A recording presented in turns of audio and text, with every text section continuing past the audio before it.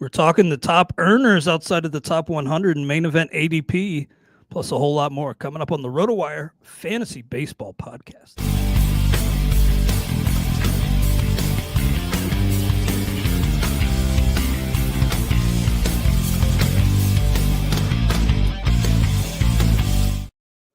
Welcome to the Rotowire Fantasy Baseball Podcast. I'm Clay Link of Rotowire, filling in tonight for Jeff Erickson, here with Fred Zinkie. Fred, really glad to be hosting with you, man. First time podcast pairing, I believe, and should be fun.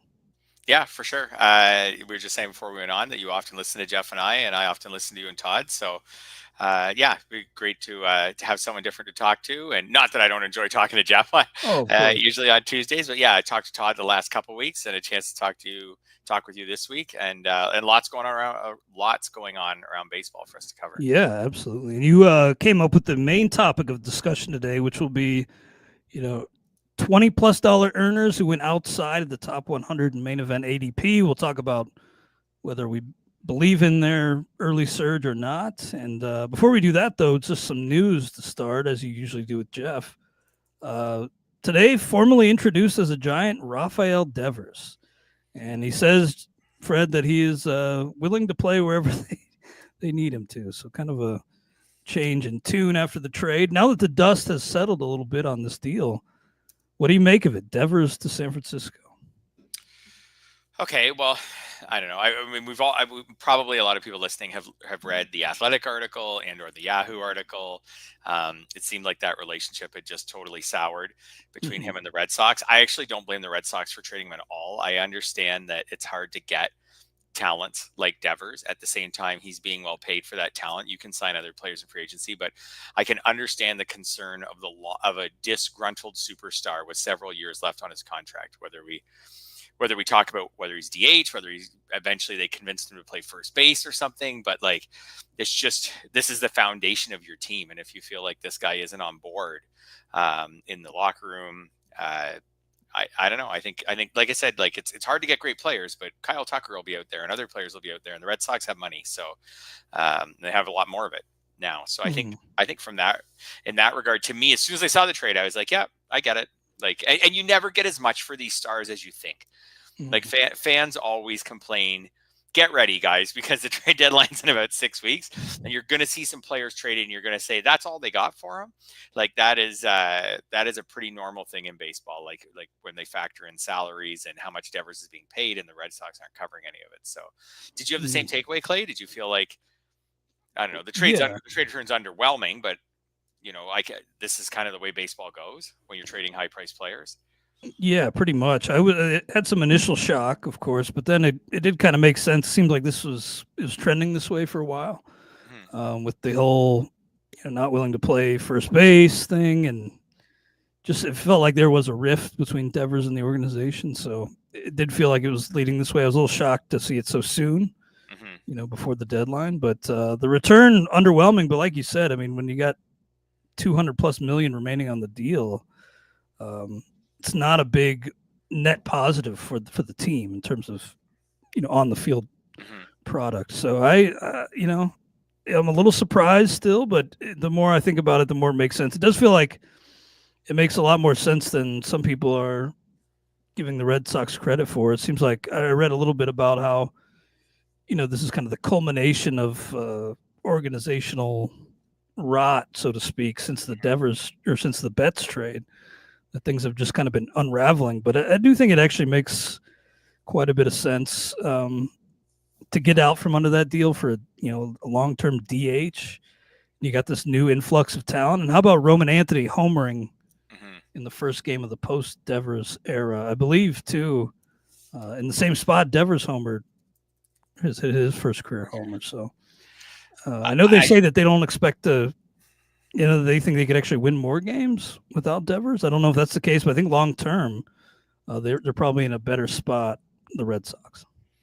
Yeah, I mean, like I said, like this is a big money team. This isn't like the Pittsburgh Pirates trading away a star player and they're not going to replace him and they're just going to stink. Like, I think, yeah, they could easily. I mentioned Kyle Tucker. It doesn't have to be Kyle Tucker. It could be Bo Bichette and another player or something like that. It signed in and I just pulled him just because I'm a Blue Jays fan and he's a free agent coming up. But anyways, they could sign some players for sure. They have money to spend now, and I think the fact that Roman Anthony and Marcelo Meyer are up is part of the discussion there, because these are their next foundational pieces.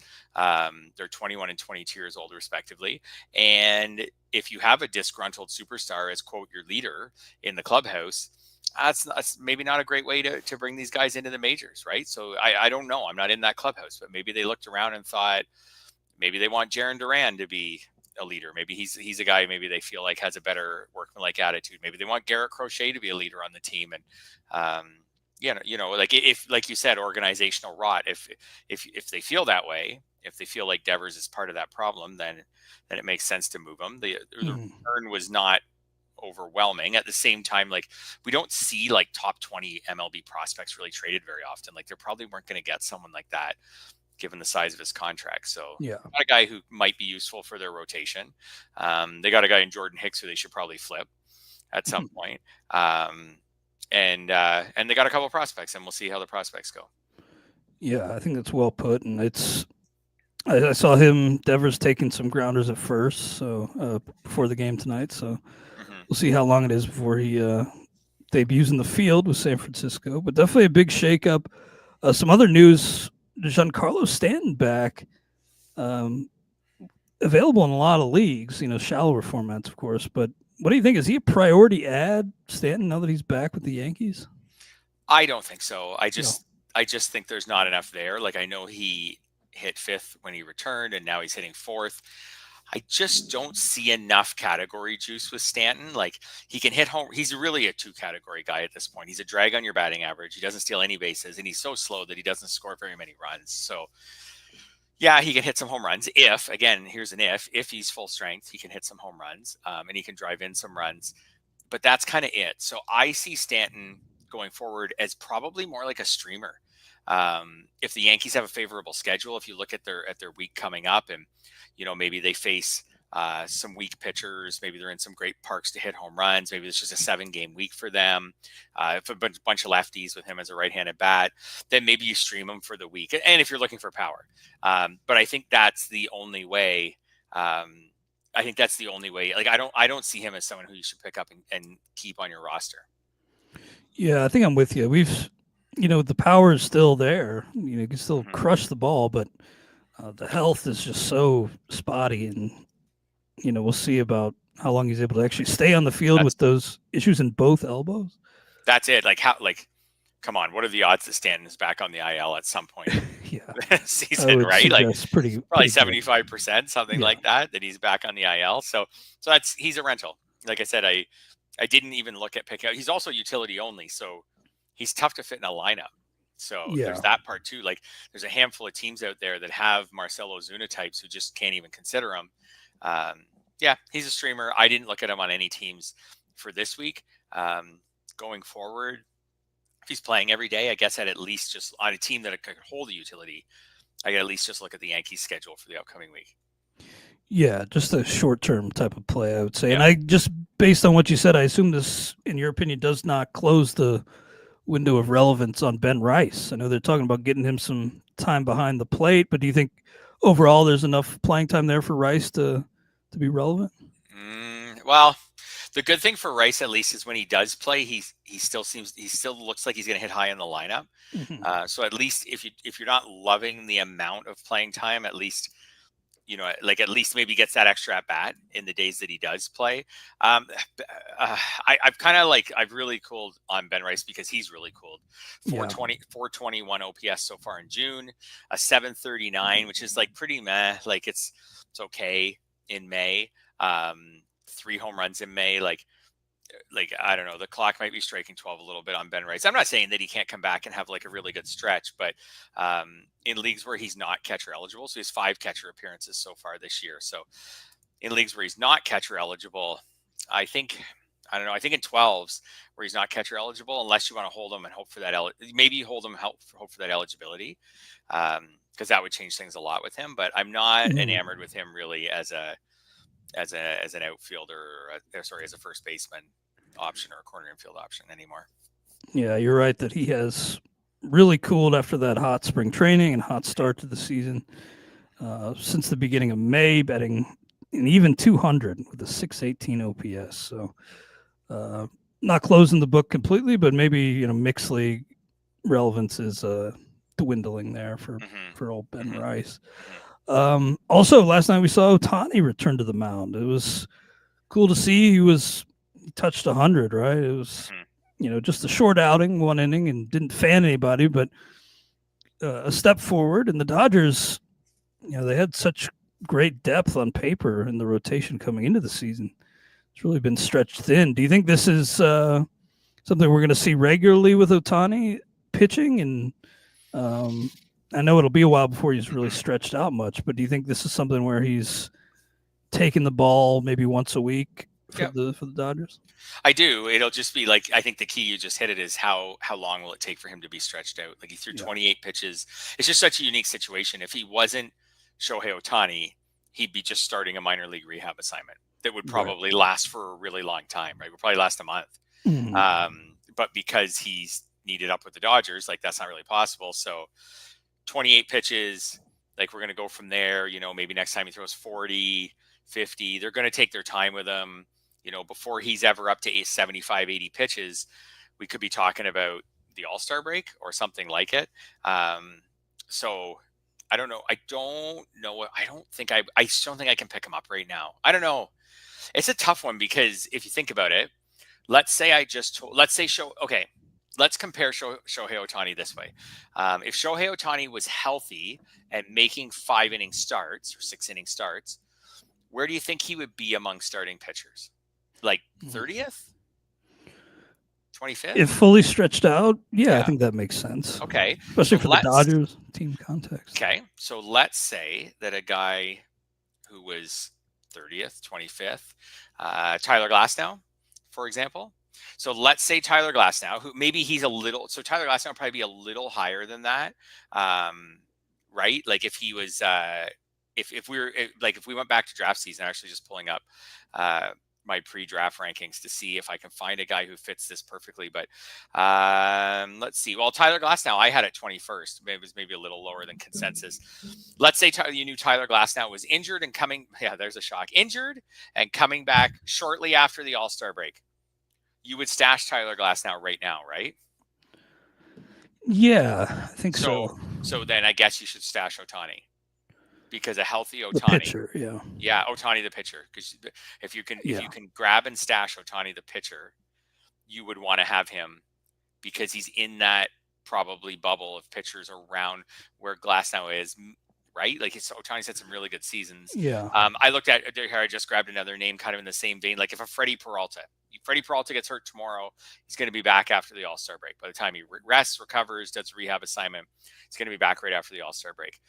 We would keep stashing him. So I guess we should stash Ohtani because I think it's reasonable to assume that he could be stretched out after the All-Star break to the point where he's where he could be really viable in fantasy. Along the way, I guess also we get to watch these starts, and if we feel like he's not right, he's not back, then, I mean, we saw this with Yuri Perez. We were super excited for him to come back last week. He didn't look his best.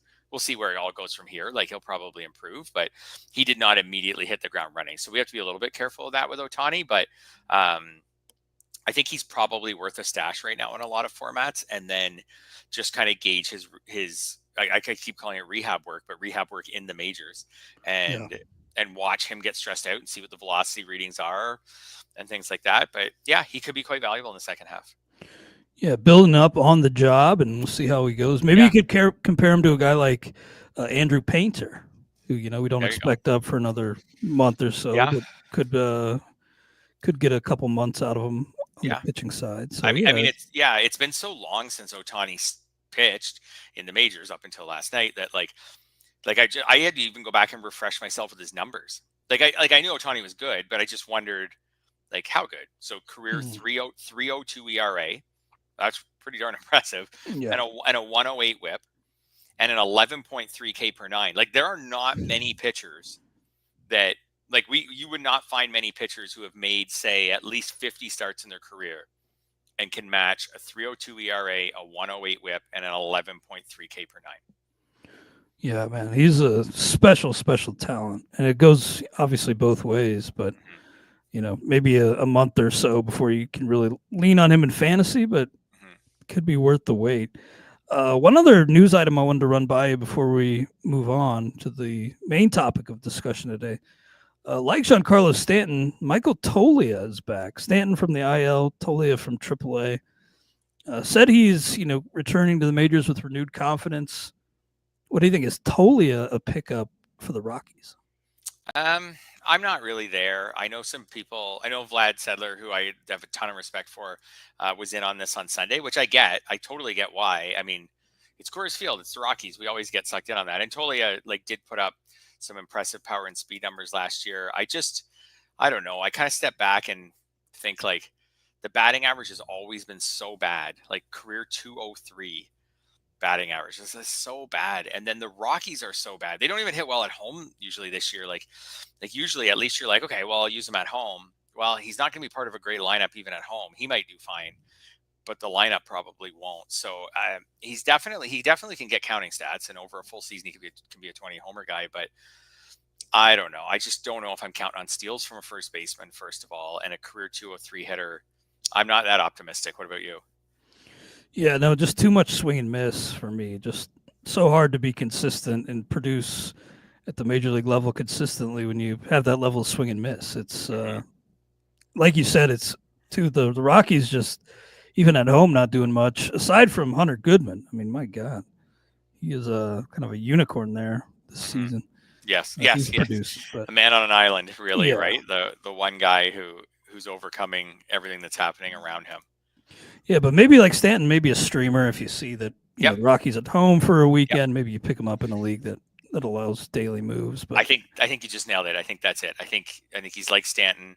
Rockies have a full home week, which I find this year they haven't had as many. I could be wrong on this, but I feel like this year they haven't had as many full home weeks as I feel like they have a lot of split weeks. This week is another split week for them.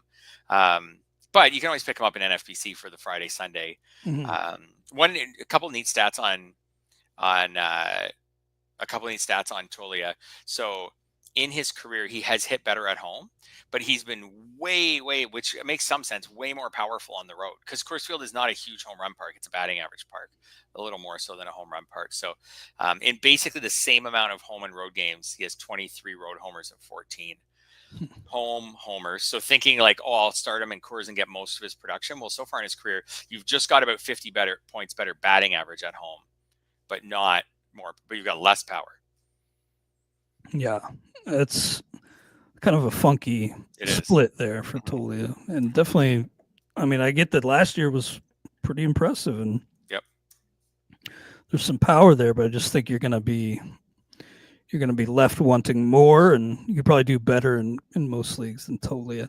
Real quick, before we move on, we had an interesting question from JPack in the chat, mentioning that someone dropped Xander Bogaerts in his league. I imagine that's not uncommon in a lot of leagues this year. Do you think Xander's worth picking up? He mentioned that Marcelo Meyer's out there. I would swap Bogaerts for Meyer, but what do you think? Is Bogaerts somebody that you'd go pick up if he was dropped? No, not really. I wouldn't race out to get him. So if you want to look at just some other indicators with Bogaerts, so he's hitting 232 with no power. His expected stats do say that he probably should have been a little more powerful so far, but not way more powerful. His expected stats kind of suggest that maybe the 3 homers should be 5, not 10. He steals bases. And the expected stats do say that his batting average should probably be more 260, 265. So that's more in line with what he did last year. So, okay, so we've got a not that powerful. Let's call him a 10-homer player. Last year he was 11 in 111 games, but this year he seems even less powerful. We've got a 10-homer, could be a 20-steal guy, 10-homer, 20-steal guy who might hit 260. So what's that worth? In a 15-team league, that's a starter. In a 12-team league, shortstop's crazy deep. In a 12-team league, it's a fringe player, I would say. Mm-hmm. So if you wanted to, if he's your worst hitter and you wanted to drop him because you see something exciting on waivers, I think that makes sense. If you're picking him up, you're getting everyday playing time on a good team. He's not going to be anything special, but if you need steals, pick him up. Yeah, I mean this stretch really dates back to last season of his futility at the plate. So I'd be ready to move on in a lot of leagues. I'm kind of low on him and like Ozzy Albies. I don't know what's going on with Albies, but the underlying indicators are not encouraging.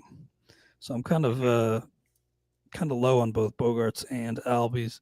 But good stuff. Appreciate the comments in the chat, especially if it's a keeper league, which I think you mentioned. I would go with Meyer. Yeah. I've been pretty impressed with. And actually, when I say that shortstop's been crazy deep or is crazy deep, one of the reasons I say that, and the catcher position is like this too this year, is there's a weird mix at shortstop where there's, once you get past the top guys, there's some guys who, like Bogarts, who have underperformed. Let's put Matt McLean in that group as well. Willie Adames in that group as well. Ezekiel Tovar is hurt right now in that group as well. So these guys have underperformed, but they have enough name value that you're like, I don't know if I should cut these guys. And they're also everyday players.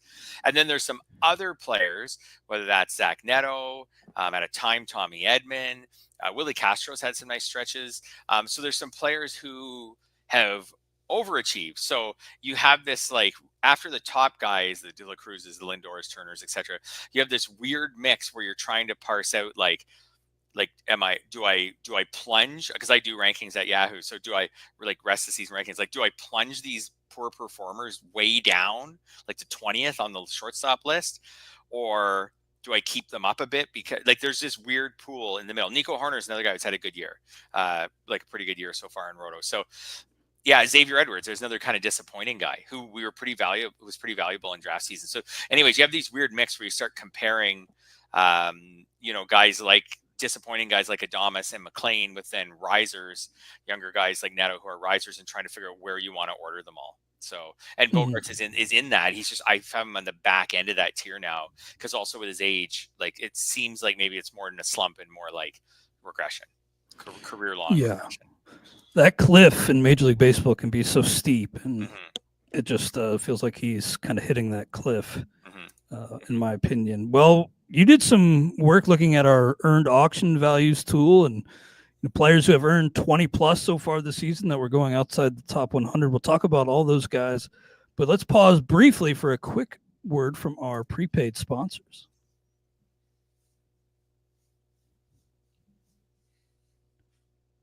All right, we are back here on the Rotowire Fantasy Baseball Podcast. Clay Link here with Fred Zinkie.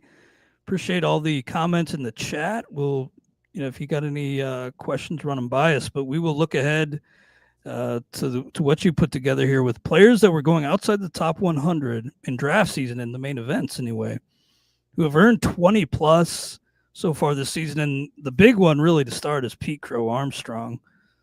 Unbelievable start for him. 18 homers, 23 steals coming into today's action. Earned $47 today. It's really been amazing. I was skeptical coming in. I've had to eat my words. And looking at the plate discipline, striking out about a quarter of the time, walk rate only 4.3%. Both of those numbers regression from the previous year. The power, I just don't really buy either. But do you have a case for Pete Crow Armstrong sustaining anything close to this level of production? Yeah, absolutely. So I don't know if he sustaining this would be a lot. Like we're talking about like a top 3 player, but can Pete Crow Armstrong continue to be a top 20 player, or top 25 player? Sure, I can make the case for some of those things. So what Pete Crow Armstrong is he's this kind of like erratic, explosive athlete, right? So chase rate, how about this? His chase rate is in the first percentile at StatCast of all players. Like, holy smokes. We have a top 3 fantasy asset whose chase rate is in the, so this is where he's at. He strikes out too much. He chases too much. But because of his skill set, he's one of the fastest players in baseball, one of the best fielders in baseball. He also barrels, when he does make contact, he barrels up the ball a lot, 83rd percentile. So like he's this classic, like all or nothing kind of explosive athlete. I think the steals are probably sustainable, because you look at like Last year in 410 plate appearances, he stole 27. This year he's got 23 and 299. So he's a little ahead of pace this year. That's probably just because his on base percentage is higher, a bit higher. So the batting average is also higher. So makes sense. So if he could keep this batting average, like I think he could. Can he be a 40 steal guy? Yeah. Like last year, 123 games, he was a 27 steal guy. Like I think 40 steal guy is possible. He's so fast. Like you said, where like the power, like and the batting average with the poor plate discipline, I could see the batting average dipping a bit. Even though he doesn't look anything like O'Neal Cruz, like he's got a little O'Neal Cruz in him where he strikes out. Actually, he doesn't strike out that much. He strikes out a fair amount, but like it's that all or nothing. Yeah. Like he strikes out maybe more than he should. The play discipline's poor, but when he does make contact, anyways, if he could be a 40 steal guy who also hits, let's say this homer pace is not sustainable. Like he's not going to be a 35 homer guy. Can he be a 25 homer guy? Probably. So let's say he could hit 250 with 25 homers and 40 steals. Where would that put him in the? Can you think of a good comparable? Like where would that put him in fantasy? 250. And I think that'd be like top 50 pretty easily. Yeah, I think top 50 pretty easily. I think top 30. Yeah, maybe top 30. I think something like top 30. Well, how about this? How is that compared to Jazz Chisholm? 25 homers, 40 steals, 250 batting average. As far as what I mean by Jazz Chisholm is like projections people had for him going into the season. And Jazz Chisholm was a second round draft pick in a lot of 15 team leagues. So yeah, I was kind of down on Chisholm coming in, but I think that's about right. Just given the similar flaws, but similar upside and power and speed. So I looked too at. Sorry to interrupt you. No. Go ahead. I was just looking at his Statcast page as well, and the expected slug is really good for Pete Crow Armstrong, but I do always kind of view that as more descriptive than predictive. Yep, for sure. He's betting. I think the expected slug's like 520 or something. So good, but how much stock do you put in that? I don't know. Plus, his numbers against lefties downright bad. He's batting 303 against right-handers, but 177 against lefties, 207 on base, 380 slug. We had somebody in the chat mention that his defense is so good it'll keep him in the lineup through slumps and against most lefties. But I do kind of worry that if he can't improve against lefties, the downturn could be pretty dramatic. But you make a good case that even if regression expected, but the landing could be fine and could sustain something close to this level. I mean, I can throw. I'll throw something else out at you. Is so he's made most of the vast majority of his starts this year batting seventh. Like the other way that he could, let's say he regresses on a per plate appearance basis, but then something else helps him to make up for that. It would be him batting leadoff against righties. We're talking about one of the fastest players in baseball who this season against righties, like you said, is hitting 303 with a 938 OPS. So like, why is this guy batting lower in the lineup against righties? So good question. Like he's had 10 starts this year from the top 3 spots in the lineup. So I know the Cubs have a good offense. I get that. I get that the Cubs have other options to hit high in the lineup. How many of these guys can have a 900 OPS against righties? Like I really like Ian Happ, who's their leadoff hitter, but Ian Happ, I forget the numbers right now, but he has something like 5 homers and 3 steals, something like that. Yeah. So how about Pete Crow Armstrong and his 900 OPS and his like crazy speed on the base paths? Maybe he should hit leadoff against righties at some point. So he has been hitting cleanup more lately. So that's been a big change, and that would be a welcome change for fantasy value. But so that it's great that they moved him there. But there's a way where he could be worse on a per plate appearance basis. But if he's their cleanup hitter the rest of the way after mostly hitting 7th prior to this, maybe that helps him get a few extra runs and RBIs, and maybe he does hit leadoff at some point. Yeah, Craig Counsell seems pretty reluctant to make big changes like that, but I think Armstrong is Crow Armstrong certainly deserves to be up there higher against righties. Yeah, he's forced their hand really on the righties, like to put him in the cleanup spot now. And they did hit him second in the game when Kyle Tucker had the day off when he had hurt his, I forget what it was, thumb, when he hurt his thumb. So yeah. Well, what about Jeremy Pena? $29 earned so far, was going just inside the top 150 in main events, 145. I have him in the Rotowire Stake League, and honestly, he's been my best hitter, by a good stretch. Although I think Juan Soto's closing that gap at this point, but Pena like just outside the top 20 earned, and it's been great. I kind of I don't have a ton of shares, but I was expecting a bounce back for him, not to this level, but I think the landing for him will be pretty soft given his ability to hit homers and steal bags. Not quite at the level of Pete Crow Armstrong so far this season, but Astros pretty good team, and I think Pena is going to continue to be a driving force. I'm pretty high on him, and could see him finishing as top 50-ish type of overall player. Yeah, I think that's possible. And the fact that he's the everyday leadoff hitter, like I was just saying with Crow Armstrong, I think that helps. I think the steals are rock solid with Pena. Like he's one of the fastest runners in baseball, 97th percentile sprint speed. So him being a 30 steal player makes a lot of sense. I think the power and the batting average are a little overblown right now. Like the 360 BABIP, it doesn't really line up in the 9 homers. They don't really line up with his quality of contact. Like his average exit velocity is like 88. It's like 88. He's remarkably consistent. It's like 88 every year of his career. And then the homer to fly ball rate's up a bit. So like I probably going forward, I think of him maybe more as like he was like a 15 homer guy who's maybe on a 20 homer pace right now.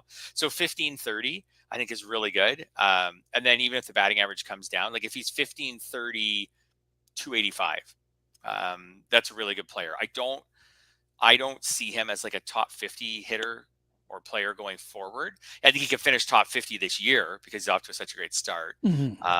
I think he's an interesting one. Like I said, in the sense of like, you compare him to players. I have a trade piece coming out for Yahoo tomorrow.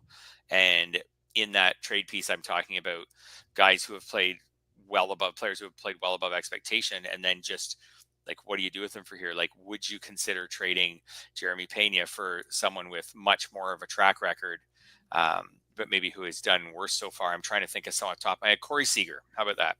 Would you trade Pena right now for Corey Seager? Oh man, that's a tough one. These are the questions. So much a prisoner of the moment. Welcome to Jeff's world. These are the things I do on these podcasts. So Corey Seager hasn't played well this year at all, and he's been hurt. Shocker with Corey Seager. However, he's playing now, and let's be honest, Corey Seager is a great hitter. Career 866 OPS, 30 homers 3 years in a row going into this year. Would you trade Jeremy Pena? I know the cop-out answer is depends if I need steals or not. But let's forget all that. I think I would rather have Corey Seager for the rest of the year. But you're pretty torn on it. Yeah, and Uncle Ted here in the chat said he'd do it in a heartbeat. And I think I probably would do it as a buy low on Seager, but I'd have some reservations about it. I wouldn't feel great about it right now. Yeah, especially because that Rangers team is pretty bad offensively, especially. Yeah, Seager's.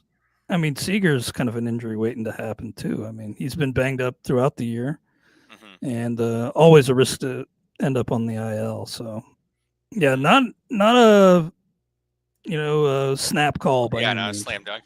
CJ Abrams, I could give you another one. CJ Abrams would be an interesting one. Very similar skill set to Pena. Actually, similar homer and steal totals this year. Pena's hitting for more average, but and Abrams has been frustrating himself and in his career. So right now, on my rankings, I have Pena one spot ahead. If push came to shove, I don't know. Abrams can be pretty explosive, so I'd have to really think about that one. But I think that's a good. But again, in draft season, Abrams was preferred by about 100 picks, so he's really closed the gap on these guys. Yeah, he's been really impressive. And real quick, JPEG had an interesting question about Willie Abreu. He was well on pace to be in this conversation of $20+ earners, but he's cooled off now, hurt. Do you think by the end of the season he's a $20+ player, Willie Abreu?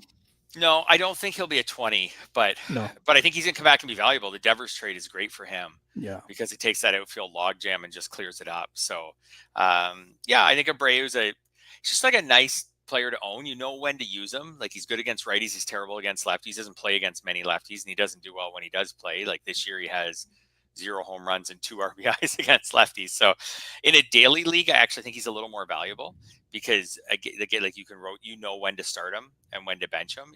Because in a weekly league or a semi-weekly league, you've got to really think about, oh, it's 2 lefties or it's 2 righties or whatever. Daily league is probably his best source, but I think Abreu's like a solid like 20 to 25 homer, 7 or 8 steal will not hurt or help your batting average. He's fine, he's solid, but Yeah. I don't think he's special Yeah. unless he figures out lefties or his power really jumps. Yeah, it doesn't look like that star turn that appeared in the No, cards early this at the season is going to beginning, happen, but agreed. still a pretty decent player. Yep. Next up on your list, Eugenio Suarez, $27 earned, was going 176 in draft season. And if you remember this time last year, I mean, Suarez was probably a drop and was sitting on a bunch of waiver wires, and then he got really hot.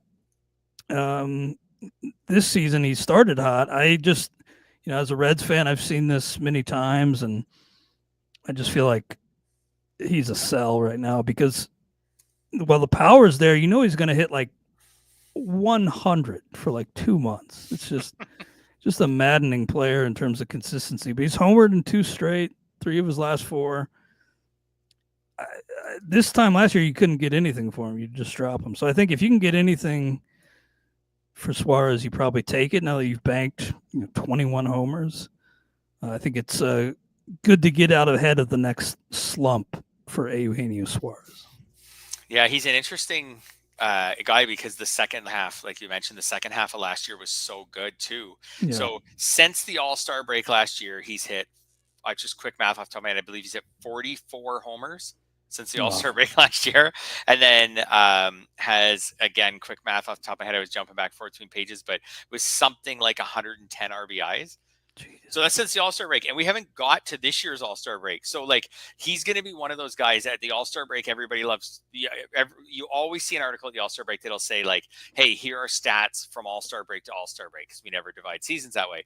When those articles come out, his stats are going to be ridiculous, because unless he goes in a massive slump between now and then, if he just hits even 4 more home runs between the All-Star before then, like, he's going to be really close to the top of the major league leaders in home runs and RBIs, and pretty good in runs. He'll have 100 runs scored from All-Star break to All-Star break as well, by the time it's all said and done. So I've hit the point where, like, I've kind of stopped doubting Suarez, and I'm just willing to accept him for who he is. Like the batting average, like last year he hit 307 in the second half. That's not it. Like, that's not him. No. So he's going to hurt your batting average. This year he's hitting 233. He's not hurting it like Michael Toglia, but he's not helping your batting average. But I've kind of started to maybe just accept this guy as a really good power hitter. And the thing about Suarez is he's in such a good offense. Like, I have tremendous respect for that Diamondbacks lineup. It led the league in runs this year. It's not at the top, but it's up there in runs scored. It led the league in runs scored last year, and then it's near the top again this year. So I think that helps him a lot. I would probably give more for Suarez than you would. And I understand, maybe as a Reds fan, you've seen all the highs and lows, and I get that, but I might chase the highs, especially if I'm just trying to win a league this year, since he's had a good year so far. Yeah, I respect that. And yeah, I guess I'm just kind of seeing this in my head playing out as kind of the opposite of last year, where it could be an extended slump. Just there could be. Always feels like that's coming. Plus, the Diamondbacks only 1 game over 500, could be sellers, or at least sell a guy like Suarez. So that could hurt him. I can give you a higher end version of Suarez, who didn't quite make the cut for this article because he was drafted like 95th. So he didn't quite make the cut, and he's been way better than Suarez this year. And that's Cal Raleigh. So Cal Raleigh has been obviously ridiculous this year. 975 OPS, like major league, like rated the major league lead for home runs, kind of bounces back and forth, as the leader. He's another guy who obviously clearly a power hitter, but the batting average goes all over the place. And so far this year, he's just been way more consistent than he has in past years. In past years, we'd see like the ups and downs, like a 7 homer month and then a 2 homer month, things like that. So this year, he's just been way more consistent.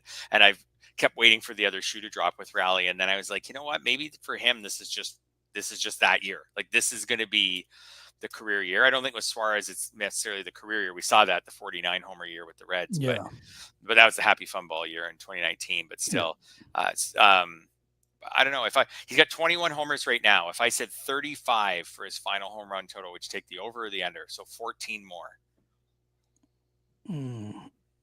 Take the slight under, but Yeah. I don't know. It's kind of just, I think I might take the slight over. So yeah. yeah. So again, I wouldn't say 42 since he's got 21. We're not quite halfway the season. I wouldn't have thrown out 42 as a number for you, but I think he could hit, yeah, like 15 from here on out. It's a pretty good power hitter. One thing to keep in mind, just kind of an X factor, is what we're hearing about the Rays seams on baseball. So maybe these Yeah. guys who, have that no doubt power, not just wall scrapers, are the guys that you want. Yep. Potentially. I mean, it sounds like it's more than just a theory at this point. It's pretty good evidence that the ball is traveling less this season, and that is in large part due to the Rays seams. But what about? I was going to say before you leave that, Oh, it makes yeah. sense when you see a guy like Xander Bogaerts, who's a wall scraper type guy with 3 homers. Good point. And then, right? And then you see guys like Suarez, Cal Raleigh, Kyle Schwarber, who are like, who cares where the home run fence is? I'm either going to get a hold of it or I'm not. You see them as the total opposite. Anyways, go ahead. Yeah, in those dead ball years, I tend to favor those real big power guys who you don't leave much question about whether they're actually going to hit homers. But a guy who I would not have expected to hit homers, and he's got to be the AL Rookie of the Year frontrunner right now, Jacob Wilson. Kind of an afterthought in drafts, outside the top 300. He's earned $26 today. Love the bat to ball skills, but I don't think anybody saw this level of power coming for the A's. Jacob Wilson. It's very hard for me to pin down expectations for him moving forward. But where are you at on Jacob Wilson rest of the season? Yeah, so I do think that he's over his skis as far as power goes. And as far as batting average goes, like Jacob Wilson's not going to hit 362. That's hard to reach. Yeah. Yeah, the strikeout rate's ridiculous. Like he's Luis Arias with maybe like not even. I was going to say Luis Arias with a little more power. I don't know if he is even Luis Arias with a little more power. I think he's Luis Arias. Period. With maybe a little more willingness to steal a base. He's got 5. Like some of base stealing is a mentality, and what your manager indicates that you're allowed to do. So maybe he's Luis Arias, and Luis Arias is more like a 5 or 6 homer guy. That's kind of how I see Jacob Wilson, a 320 hitter, a 310 hitter, whatever it is, depending on the season. But maybe instead of Arias, who's a single digit steal guy, maybe Jacob Wilson can be like a 10 or 12 steal guy. I think he's over his skis as far as power and batting average. Maybe in some leagues there could be. I always think of like all the leagues. We get a little NFBC centric because I write for Yahoo. I think of just like the massive amount of leagues that are out there. I think in some leagues there could be a nice avenue to trade him to someone who needs batting average help, and and get too much for him. Like like you say to someone like this guy is hitting 362. You're behind a big clump of teams in batting average. Nobody can help you more than this guy. And I want someone, and he's also not a total zero so far in homers and steals. Like I want someone really good for him. I think I would make that move if I had Jacob Wilson. And I really like him. He's one of my favorite players in baseball already. Yeah, really unique because of those bat to ball skills that are just carrying him to date and are just kind of out of this world. 97th percentile on XBA, but you look at some of the bat to ball metrics here on StatCast, kind of icy blue in a lot of them, with barrel rate, hard hit rate, average exit velocity, all bottom 10th percentile in the league, very bottom of the league in bat speed, but somehow he just keeps squaring these balls up. And the move to Sacramento this season helps, I think, big time with Wilson. So not a guy that I think you can just look at the numbers and say that's who he is, because he's kind of already shown that the sum is greater than the parts here. It's pretty impressive. But I do think that trading him right now would probably be the way to go if you can. Because, yeah, I mean, it doesn't take much as far as like if he hits in a month, if he hits 260, like just has some bad BABIP, like whatever, all of a sudden he's probably not helping you at all. Yeah. So I think, yeah. Anyways, and I just think, like I said, there's a way to. I'm always thinking about, because I trade a lot and write a lot about trading. I'm always thinking of angles, and just there's got to be in your league. If you're in a trading league and you're listening to this, find the clump of teams in batting average. Somewhere in the middle of the league, there'll be a clump that are all batting between like say 252 and 256 or something. Find a team near the bottom of the clump and explain to that owner how much Jacob Wilson could improve. He could get you 5 batting average points just by himself. and then Yeah, go true. out and get what you want for him. Well, another guy like Eugenio Suarez on the Diamondbacks here, Josh Naylor had a nice start to the season.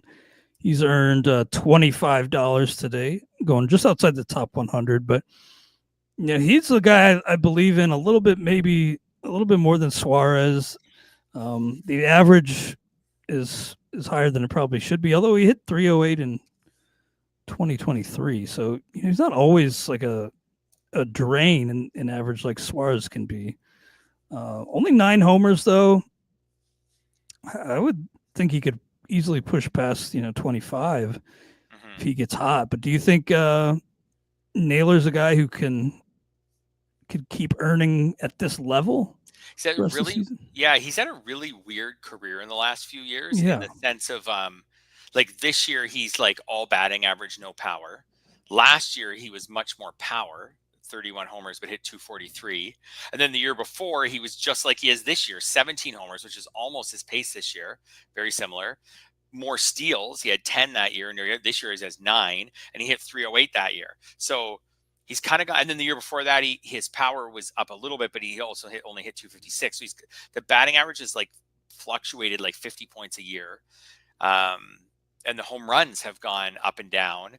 The 9 steals makes me like, that's really pushing him into this article. Like that's probably not sustainable for a guy with, how about 3rd percentile sprint speed?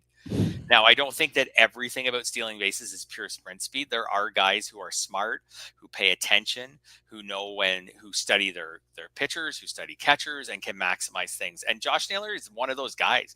He had 6 steals last year and 10 the year before and 6 the year before that with 3rd percentile sprint speed. He should have 1 steal a year, and he keeps getting more than that. But he's not a 20 steal guy, which is the pace he's on right now. So that's pushing his value up. That probably gets traded off by hitting a few more home runs the rest of the way. I think that he's over his skis. He's an interesting one. If you compared, so if you asked anyone, Josh Naylor or Eugenio Suarez, everybody would take Josh Naylor. Everybody. But I can make a pretty strong case that Eugenio Suarez is going to hit more home runs and collect more RBIs. And Josh Naylor being super slow. He actually, last year he scored a lot of runs. Every other year he scores runs at a super low rate. So Suarez probably scores more runs. So I can make a decent case that Suarez will get you more homers, RBIs, and runs scored than Josh Naylor the rest of the year. But everybody, if you made that trade offer to 100 people, I think would in a second would take Naylor over Suarez. Well, that's interesting because I just worry about that next extended slump for Suarez so much. But maybe I need to take a step back and look at it a bit more objectively and make a good case that maybe Suarez. I mean, what's more likely that Suarez, his power tails off? I know he's always been pretty powerful, or that Naylor just stops stealing bases because he's slow and stealing bases at a way higher rate. It's an interesting one, but I say all this, I would take Naylor. I'm just saying it's much more of a debate, I think, than it initially seems. That's interesting. And it's definitely something to think about and chew on a little bit. Byron Buxton was outside the top 200 in main event drafts. Kind of hard to believe now, but at the same time, I was basically out on him in draft season. $24 earned for Buxton, back in center field and producing for these Twins. So, it felt like with the injuries and they, played him at DH. Was that last year, the year before? Just felt like, they were taking steps to minimize the wear and tear, and could be the case again this season. You're always with him kind of waiting for the next injury too, but 840 OPS, 11 homers. And for me, the big surprise is the steals, because it felt like those were trending downward and unlikely to return in his 30s, but 12 steals in as many attempts for Buxton. Yeah, and why not? Because he has 100th percentile sprint speed. Wow, like when you're talking about Pete Crow Armstrong or Jeremy Pena being fast, Buxton, even after all these injuries, is still faster than them and everybody else, right? Like he's as fast, 100th percentile. He's as fast as anyone in baseball. So here's the deal on Buxton. He can steal bases if he wants to. And he's as fast as anyone, and the Twins have let him steal bases. He's on like a whatever. I don't know. Well, he's missed a bunch of games, which is always the case with him, but he can steal 25 bases. He can probably steal 30 bases if he really wanted to. He might get hurt along the way, which is the problem. So, but he could keep stealing bases. And Buxton is a really good hitter. So since 2019, in every season but one, he's had an OPS above 827. So 827 or better every year. So the 840 this year for him is just typical. If you take away those first couple years of his career when he was just getting things figured out, he's like an 840 or so OPS guy. So he's a good hitter who's as fast as anyone in baseball. So it really just comes down to this. How much do you expect Byron Buxton to play the rest of the year? And that's it. Like, he misses so much time every year. He's only twice ever played in 100 games. One of them was last year when he played 102. So he gets hurt a lot every year. He's already missed a bit of time this year, but not a lot. I don't know what you do with Buxton. Like, I could write a trade piece on both sides of him. Like, I could say, if you've got Buxton and you're doing well, get rid of this guy now and get just more of a rock solid asset and who just won't leave you high and dry. That's the way I lean, yeah. But I could also argue, if you're in sixth place, trade your rock solid asset, who's maybe not like, you're going to trade a rock solid asset who hasn't been as good as Buxton. So trade your rock solid asset for Buxton right now, and then just cross your fingers that Buxton stays healthy for the rest of the year, because if he does, he's a guy who could actually help your team climb and move up the standings. I could throw out like Lawrence Butler or Byron Buxton. Oh man, I lean Butler, but me too. Yeah, just because I think I'll play more. Here's the ultimate boring. We already talked about him. Ian Happ.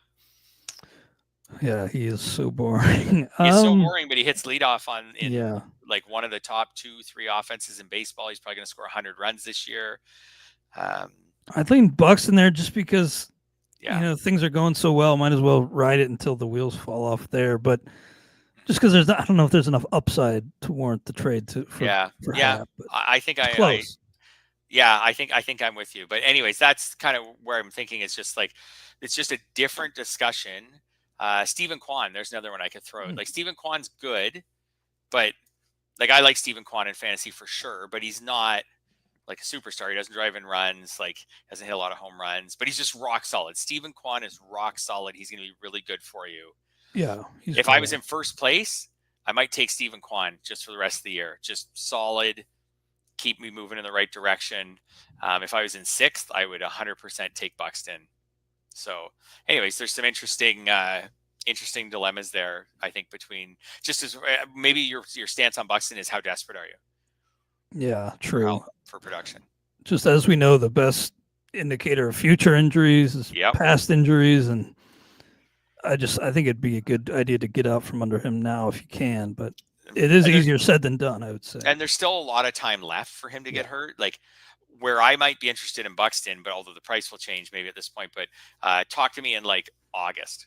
Like, if he's healthy in August and I'm only banking on him to stay healthy for 2 months or 6 weeks or whenever I'm trading for him in August, like, that feels like a better bet than trying to expect him right now to be healthy for over half the season.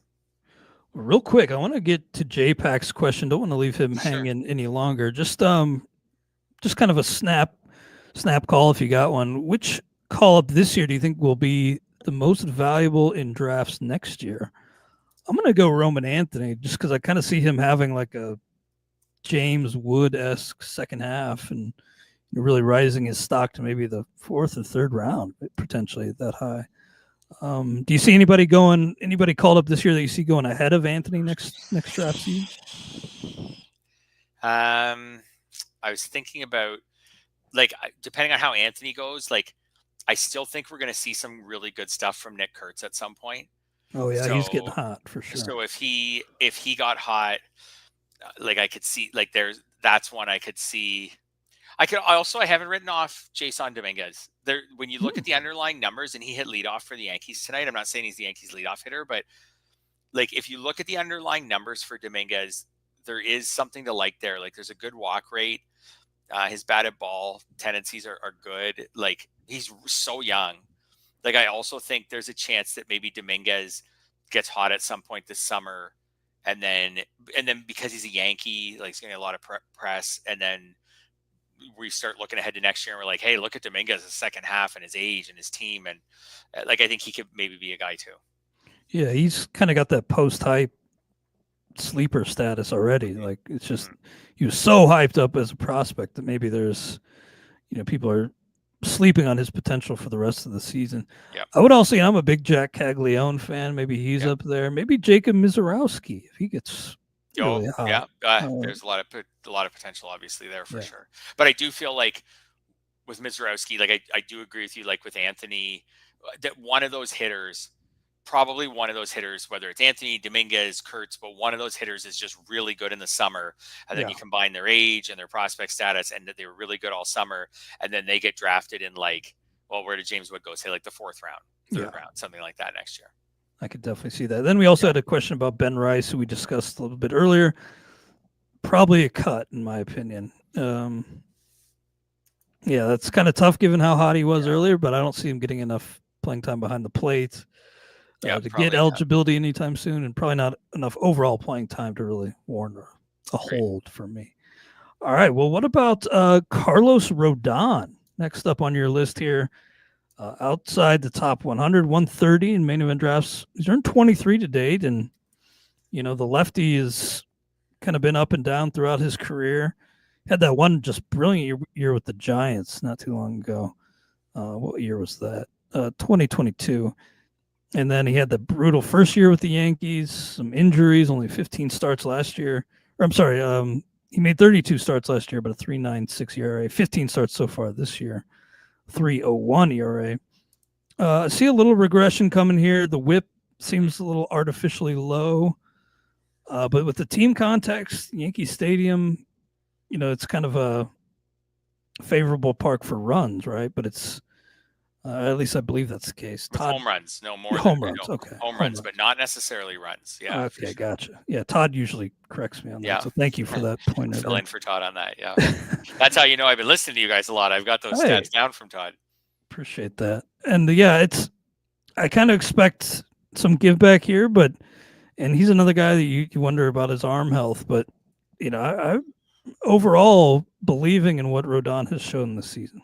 Yeah, I feel pretty good about him. The 230 BABIP's going to change. Like he's not a 0.99 whip guy with the walk rate that he has, but he could be a 1.1, a whip guy, maybe even 1.15, still really good. His strand rate's normal, so that's not a big deal. Like if his whip goes up, sure, his ERA is going to go up, but I think he could be a 3.4 ERA, something like that, 1.1 whip, which is still awesome. He's striking out more batters, so if he can keep that up, like the strikeout rate's back to 30%. That's not the peak. He was 33, 34 in his absolute best years. The velocity is down a little bit this year, which makes it surprising that the strikeout rate's up a bit. But we do see pitchers like his velocity is still good. We do see pitchers where the velocity could drop even a little bit, but they work on a new pitch or they're spotting their some of their pitches a little bit better. So I think slight regression, but I still feel really good about Rodon. Like I don't see him as a top 10 pitcher or something like that on the trade market right now, but top 20, I see him in the top 20. And here's one that I don't think anybody was really in on in draft season. Geraldo Perdomo, tied for 10th in the National League in RBI this season, 49, tied with his teammate Josh Naylor. This is one where I just kind of, laugh it off and say, great run. He's kept Jordan Lawler at bay, but come on, it's Geraldo Perdomo. But at the same time, he does seem to have kind of made himself almost like a team leader on this club. Like he seems to really be well entrenched with his playing time and his role. And so maybe I need to give Geraldo Perdomo more credit. Yeah, it's quite possible. Solid fielder. They seem to really love him. If you look at his StatCast page, like he's got a lot of really big red bars, and those big red bars are things like chase rate, whiff rate, strikeout rate. So a lot of things that are showing walk rate, like showing his plate discipline. Like maybe we give Perdomo a little more credit as someone who he doesn't have great batted ball tendencies. Like the average exit velocity is below average, the barrel rate, like he doesn't hit the ball hard. There's probably regression coming for him for that reason. But he could regress and still be really valuable. Like if he can just continue to run the bases like he has. He's got average speed, but if he can keep doing this and be a 20 steal guy, 20 steals, a dozen homers, batting average that's a little better than average. The thing is, he's hitting third, and I just mentioned, how good that lineup is, and how productive they've been. Like, if he can stay hitting third for the Diamondbacks, and you mentioned they may sell at some point, I think that's totally possible. I don't know where they'll go. Like, they had those pitching injuries, but they also had a winning streak not very long ago. So we'll see where they go. But if he could stay hitting third, I don't know. He might not regress. He may not regress that much. Yeah, I think he's a pretty cool story. Like you said, like someone who's really made himself into a quality player, even though he was doubted the whole way. Like, everyone said he was just keeping the seat warm for Jordan Lawler. And he's like, no, I wasn't. I'm actually the future shortstop. And he's got the contract now. Yeah, that was pointed out in the chat. That's big because the team has really kind of given him the stamp of approval long term. So definitely interesting. Yeah, I get this is not going to be like a direct comparison, but Marcus Semien is someone who different skill set a little bit, but Marcus Semien, a little different skill set completely. But he's someone, if you go way back to his Oakland days, people were like, oh, this guy's not really going to be that good. He's not really going to be that good. And then he just worked and worked and worked. He became durable, became really reliable. And then eventually the skills started to improve. And I know Simeon's like incredibly well regarded around baseball. It's like a self-made player. I don't know. I don't see Perdomo as totally that, but I do see him as someone a little bit like that, as a middle infielder who's worked, who's earned everything that he has right now, and has earned the respect of his franchise, even when they had a prospect knocking on the door, and when it looked like maybe he was just going to end up moving towards being a backup player. Yeah, and you know what they say: the best ability is availability, and Perdomo has an edge over a lot of these guys we've talked about who are big time injury risks. Okay, next up, Andy Pages. Now, manager Mike Schilt of the Padres wondering, who the heck he thinks he is. But, Schilt probably should take note that Andy Pages is a pretty darn good player here. Defense is a plus, and, he got off to a slow start, but really has turned it on, and he too seems to have kind of established himself with the Dodgers as a close to an everyday starter. I'm a little skeptical, but with what he's done since, say March 1st, it's hard to really write off Pages as a flash in the pan. I like him. The things I like about Pages, so he's a right-handed bat who's hit righties better than lefties so far this year. That's got him in the Dodgers lineup every day. And we know the Dodgers will platoon guys at the drop of a hat, if it makes sense. Pages, there's no need to platoon him. Like, he's a right-handed bat, so he's going to probably play against lefties, and he's been hitting righties really well, so he's going to play against righties. So we're talking about an everyday player, center fielder, so key defensive position for them. He doesn't strike out a lot, which I think, and he also doesn't swing and miss a lot. So you've got him putting a lot of contact on the ball. His sprint speed is 81st percentile, so well above average. So the fact he's got 6 steals, like, that's fine. He profiles as a guy who can get you 15 steals or something in a season. So if Pages can be in a really good Dodgers offense, if he can be a 25 homer guy, 25-12, 23-15, something like that, who hits, like, I think the batting average is fairly sustainable. His BABIP's not high or anything. So I like Pages. I think maybe last year we saw the ups and downs. That rookie year, I remember last year there were stretches where he was like really good, and then stretches where he was completely unplayable, stretches where they sent him down. Yeah. But finished really strong. So there was a really good indicator there. Yeah, his OPSs by month, these are amazing last year. So 847, great. We're all loving him. 569, forget it. Drop Andy Pages. 814, great. Pick Andy Pages back up. He turns out he's good after all. 511, no, forget it. What we saw in Andy Pages wasn't really real. But then he hit it August, September, 937, 868 is when he seemed to find his stride. And then, like you said, this year, he's been much better and a little more consistent. So yeah, I like him. I like him a lot. And last year, I know, looking at his splits, he did so much damage against lefties. Good to see him improve significantly against right-handed pitching this season. 287 so far, 332 on base, not great, but and even 500 slug against righties. That's a big improvement over what he was doing. So that's big to get that. And you think maybe he does more damage against lefties the rest of the way, could make up for any give Yep. back that's coming against righties. Yep. And then finally, two players here, Helio Ramos of the Giants and Michael Garcia of the Royals, going within about 5 picks of each other in draft season outside the top 200. And both have earned exactly $20 to date. I'm wondering, which player do you believe in more for the rest of the season, Helio Ramos or Michael Garcia? So I'm not super. I'm just looking at a couple quick things on Michael Garcia. So I have 0 Garcia shares. I don't know why. I wasn't down on him, but I think I wasn't looking for late round speedsters. I think that was maybe my my problem with him.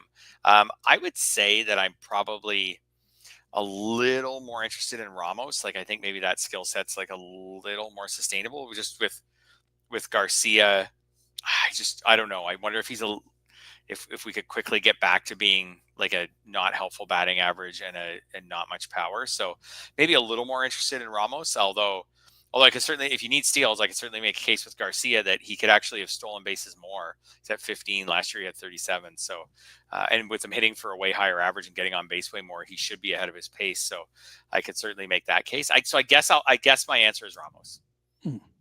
Yeah, you love that power from Ramos, and you do kind of wonder if it's gonna, this run's gonna fizzle out for Michael Garcia, but it's close for me too. I mean, I only have, I think, 1 share of Garcia, and that's in TGFBI, but and he was kind of like just a sure I'll take him guy at the end, but the steals are huge for him, and I think maybe give him a slight edge for me, but it's close.